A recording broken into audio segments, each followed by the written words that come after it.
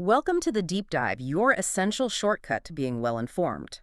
Today is October 30th, 2025, and wow, the AI landscape really feels like it's solidifying into this high-stakes, almost two-sided game. It really does. We saw some infrastructure investment figures that are just mind-boggling today. Absolutely huge numbers. But at the same time, we're seeing the legal system starting to hold AI platforms to a potentially, well, crippling new standard of accountability.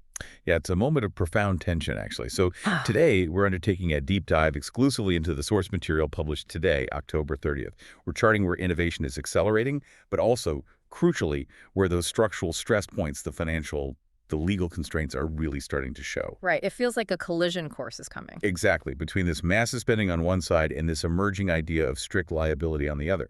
You really need to understand how these two things are developing side by side. Okay, let's unpack this then.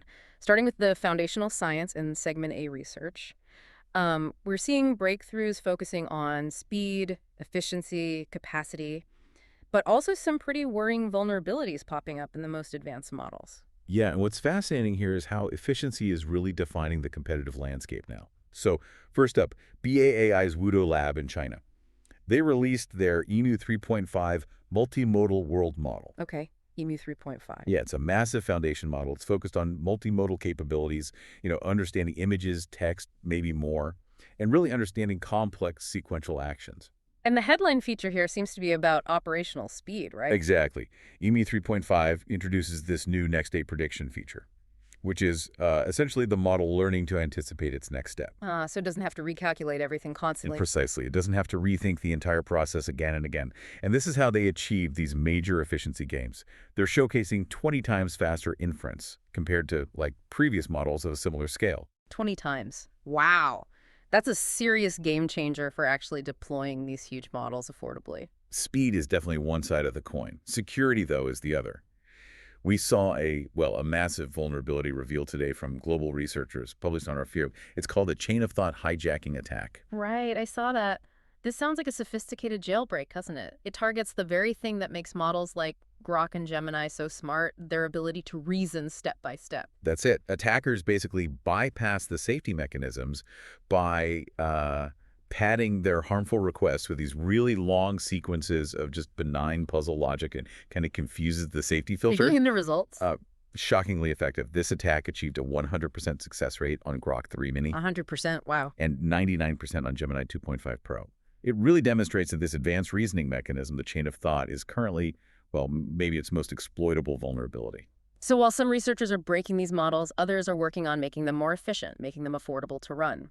Which brings us to the next thing, ToolRM for agentic systems.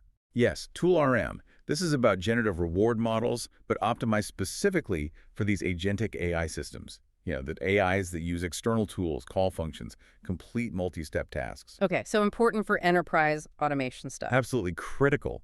By introducing these lightweight reward models, they're directly tackling the high cost of running these agents. ToolRM significantly increases efficiency for complex tasks, and the key number here is reducing output token usage by over 66%. Over two-thirds reduction. That means drastically lower operational costs, which is huge. Definitely. And finally, in the research segment, something small but potentially, huge, coming out of the open source community, Luna 4D. Luna 4D. Yeah, OpenAI Labs released this. It's a tiny model, only 0.5 billion parameters, but they claim it uses 4D thinking spacetime for advanced processing. Okay, 4D thinking. That sounds ambitious. Mm-hmm. Are the source materials clear on what that actually means in practical terms, or is it marketing speak? It's a bit opaque, honestly. They're focusing on the claimed performance, not so much the methodology details on Hugging Face where it was announced. But if the claims hold true, this model could genuinely democratize AI quite a bit. How so? Well, they're claiming performance comparable to much larger models, maybe in the 10 to 13 billion parameter range, but without needing that massive cloud training infrastructure. Ah, I see. So potentially powerful AI without the massive training costs. Exactly. That's why the community is paying attention, even if the whole space-time language is a little, fuzzy right now. Okay, let's pivot now. From research to the platform wars and segment B product and enterprise features, here we're seeing a really interesting divergence. Some players launching polished, big, coordinated things, others focusing on more niche, powerful beta tools. Yeah, that coordinated blitz definitely came from Google today. Their big centerpiece was the launch of Google VO3. VO3, their video generation model, right? Their new state-of-the-art one, yes. Yep. And the breakthrough seems to be synchronized audio capabilities. Ah, so like ambient sounds, Right. character dialogue. And accurate lip syncing. Yeah. This dramatically increases the realism, the utility of generated video. And they deployed it immediately, globally, to Gemini Ultra subscribers and also Vertex AI platform users. So Google pushing hard on the creative, multimodal front. Meanwhile, OpenAI, despite some reports maybe about back-end instability earlier this month, they launched a significant new beta product today, Aardvark Agent. Aardvark. Oh. It's a GPT-5-powered AI agent, and it's specifically designed to autonomously find and patch software vulnerabilities. And AI finding and fixing security flaws automatically. That sounds like a huge step towards automation. But how confident can you be in an AI patching security holes? Isn't there a risk it might introduce new ones? Especially if it's designed to modify code by itself. That is precisely the challenge, and probably why it's in beta. But it signals a really powerful intention, right? Using generative AI to handle security remediation at scale. It's a direct move toward enhancing developer tooling globally. Interesting. Okay. Shifting back to Google's reach. Their AI concepting board, Mixboard, got a big expansion. Yeah, significantly expanded its availability and scope. They quadrupled the maximum board size Quadrupled. Wow. and expanded to more than 180 new countries. So this is clearly a global push to make these kinds of AI-powered concepting tools just ubiquitous. And speaking of enterprise adoption, we finally got you some hard ROI data. That's something businesses always want to see. Yes, Anthropic shared a customer story. It highlighted a Japanese software company, Class Method, which integrated Claude Code into its workflows. Claude Code. Okay. And the results? Genuinely transformative, according to the report. Class Method reported up to a 10x increase in development velocity 2 times faster. and an 80 to 90% reduction in the time needed for coding and code review. This is that empirical proof that this tech is moving beyond just pilot projects into delivering real, quantified commercial success. That's the kind of number that gets executives' attention. Absolutely. And finally, in this segment, a massive strategic play in India. Google partnered with Reliance Intelligence Right, the Jio partnership. to offer millions of Jio users access to the Google AI Pro plan. This gives users Gemini 2.5 Pro, 2 TB of cloud storage. At no cost for 18 months. That's a huge benefit for Indian consumers. But what's the global strategic angle here? It's not just about giving away free stuff, presumably. Oh, definitely not just charity. It's about rapidly expanding Google's user base, sure. But maybe more importantly, training their models on the incredibly unique linguistic diversity and cultural data from one of the world's largest digital audiences. Ah, so it creates a massive feedback loop. Exactly, a massive, accelerated, kind of captive feedback loop. It helps solidify their position in Asia significantly. Speaking of massive scale, let's pivot again. Segment C, chips and infrastructure. This is where that tension between speed, ambition, and just raw resources becomes really undeniable. Yeah, the scale of investment announced just today is, well, staggering. Right. And it really centers on national strategic infrastructure. OpenAI announced a new Stargate AI compute campus. Stargate, right. In Saline Township, Michigan, part of their Oracle partnership. And the language in the announcement really frames this as foundational national infrastructure. Combined with earlier sites, this brings OpenAI's planned compute capacity to over 8 gigawatts nationwide. 8 gigawatts, just to put that in perspective for listeners, that's enough power to run several major U.S. cities. It's immense, and the total multi-year investment projected figure they floated is approximately $450 billion. Wow. Okay, hold on. $450 billion. That number just defies belief. We have to note that's a projected multi-year figure, right? It depends on regulatory approval, policy wins. Absolutely. It's contingent on a lot of things falling into place. But it is a direct measure of the sheer scale they believe is required for, well, technological sovereignty and AI for the U.S. Meanwhile, the global chip race is just white hot, especially in Korea today. NVIDIA is teaming up with Samsung. Yeah, to build a new AI factory specifically to accelerate chip making itself, they're putting 50,000 GPUs into that facility. 50,000 GPUs just for making chips faster. And then, in a separate but kind of coordinated effort, another Korean consortium, this one involving NVIDIA and Hyundai, announced plans for another large GPU-powered factory and a supercomputer, this time focused on mobility innovation. Okay, so industry specific. Yeah, that involves a $3 billion AI supercomputer, also equipped with 50,000 GPUs.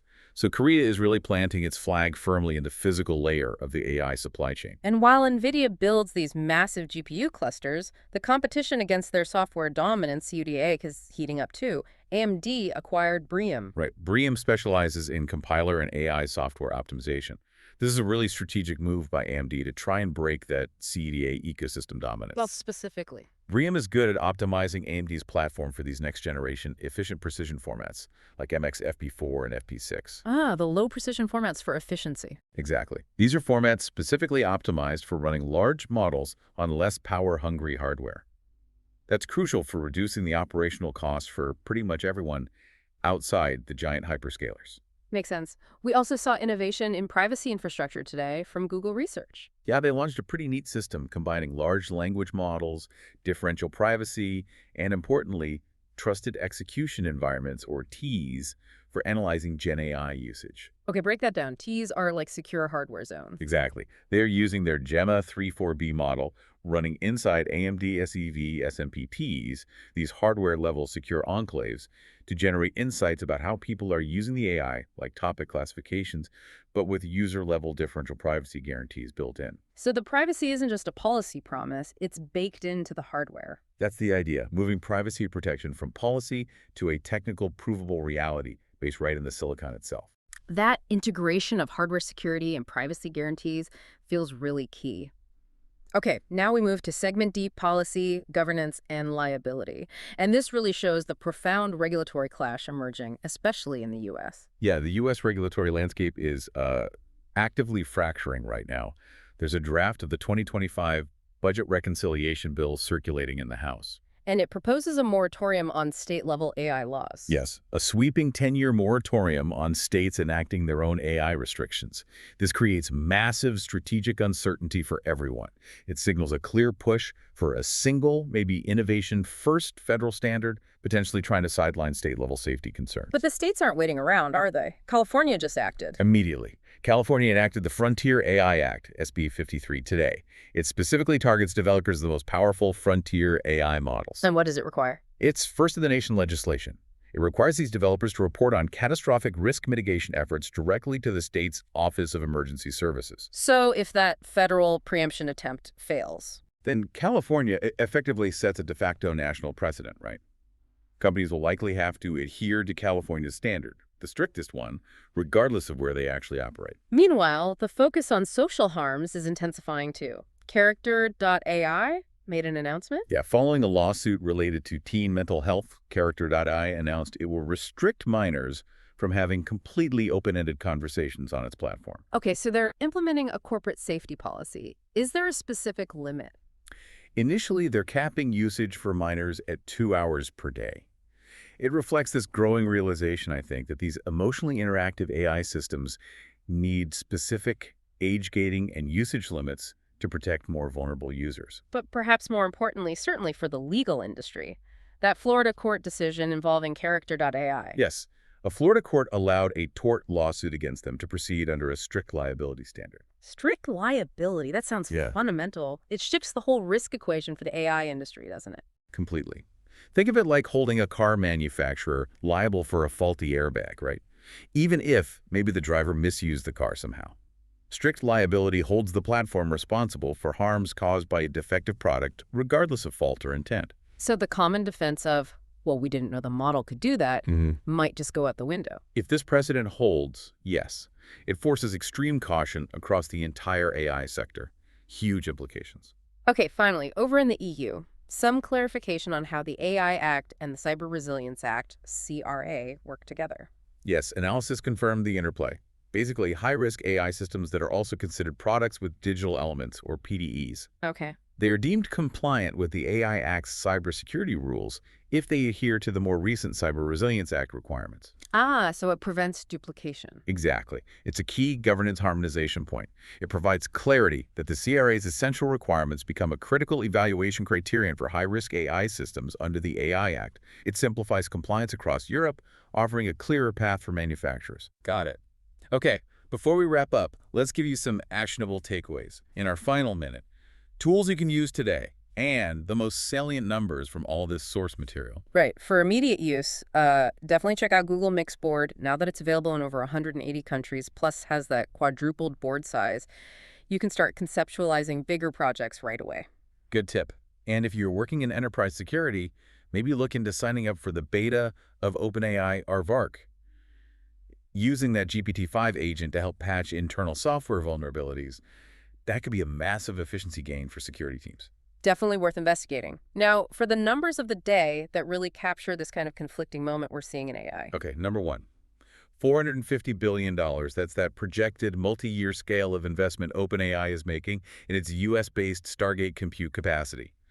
That number just illustrates the truly gargantuan infrastructure needed for the frontier models of tomorrow. It's almost unimaginable. And the second number, 24. 20. That's the number of cancer-positive cases identified among 3,500 screened patients in rural India using an AI solution deployed by MedCognetics on NVIDIA technology.